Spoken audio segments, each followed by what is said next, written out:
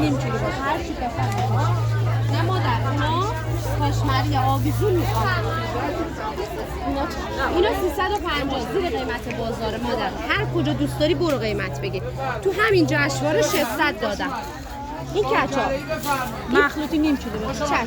این پیاز جعفری، این باربیکیو، این ذرت، این سرکه، اینم مخلوط. بادام زمینی با چیه؟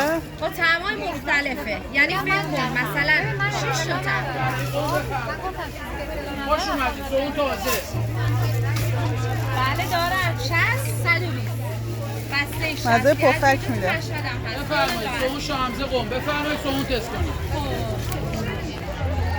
کامل نداره.